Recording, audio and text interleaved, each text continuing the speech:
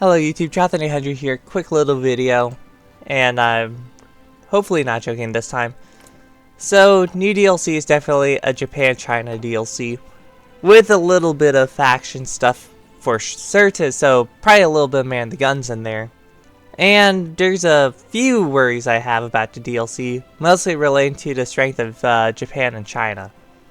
So, Japan's whole thing is, in multiplayer, is they have to take out China, and then they can distract the allies by attacking the Pacific holdings.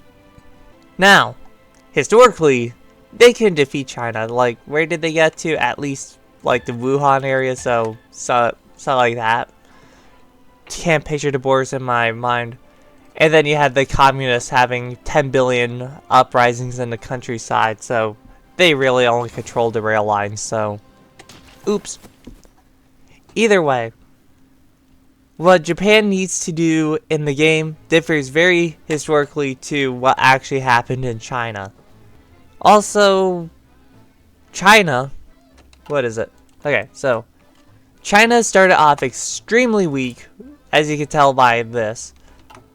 But, Japan also starts extremely weak using Marco Polo Bridge incident. Like, much weaker. Usually, wouldn't it make more sense for Japan to be able to blitz through the first line of defense in China?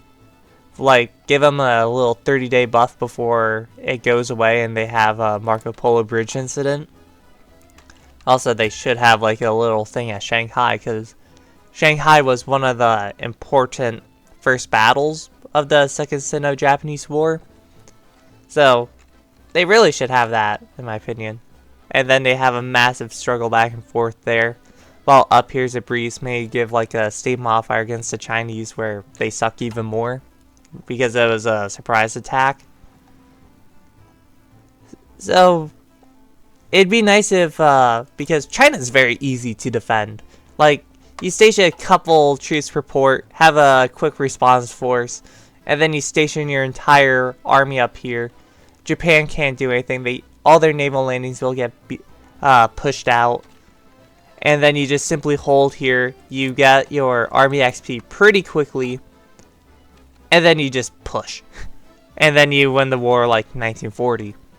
You don't want that as Japan. And if AI China is able to do that, there's really no point of Japan doing anything. Because if they can't take out China, they don't have a lot of troops to attack Raj or invade the East Indies and just be a general distraction to the West. So they don't just completely focus on the European axis. Also, one thing that I see a lot in my games as the United States is it's easy. Why station your fleet at Pearl when you can just simply station it at Manila? Hold it out. Project a bunch of naval supremacy. Your fleet is just as good as the Japanese, and the Japanese can only potentially make it yellow. You then simply, so the Japanese can't get any landings off. You have subs raiding. They send your fleet out. Your strike force fleet then goes attack the Screes, which then sends their strike force fleet out. And because you're the player, you completely vaporize the Japanese fleet because you death sacked your navy, which is a totally separate issue. And then you just simply naval invade from here to here. And because all their troops are in Japan, or, yes, Japan. Okay, China. Because they're all in China, you simply rush over, your subs raid everything in China. You plant the American flag in Tokyo. The Pacific War is over in 3 months. So, there's a game feature, yes, words. There's a game feature that allows Japan to have the early advantage that they had in real life, which is Tora Tora Tora. Funnily enough, as I discovered, it isn't with Secure the Philippines, it is with Strike on the Southern Resource Area. Should honestly be with Secure the Philippines, because you already attacked the United States by then. You send your fleet, and what is that? Wow, 100% extra port strike. To be fair, that is quite nice.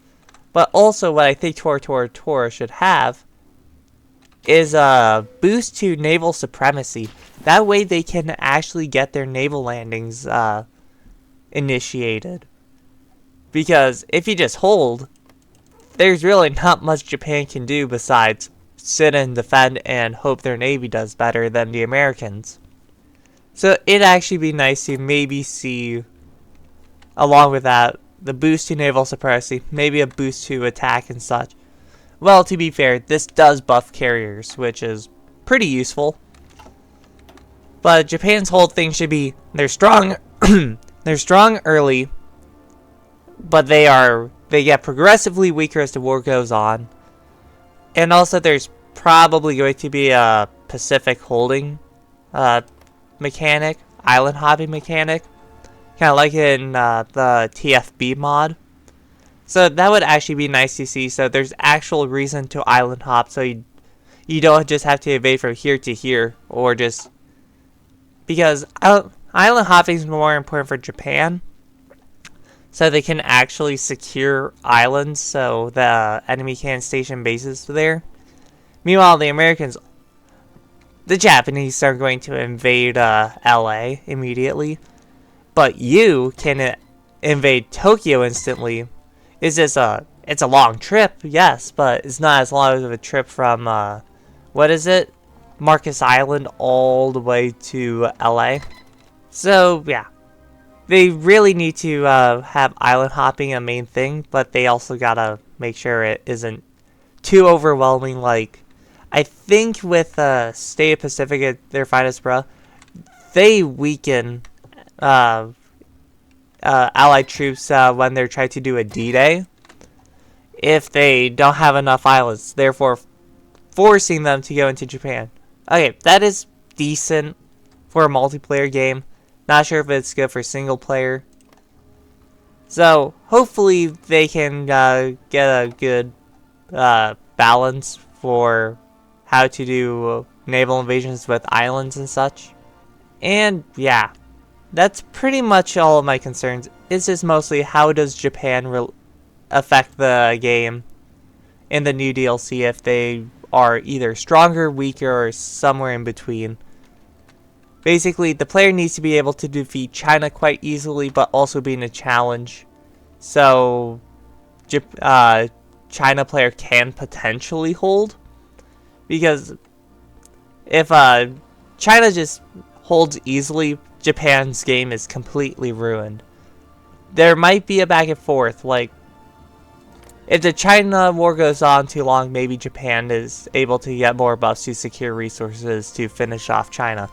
Maybe like a actual Ichigo sort of thing. So, either way, let's see what the devs cook. This is an extremely early guess on what's going on. So, thanks for watching. Be sure to like and subscribe, you know the deal, and this is Jonathan800 signing out.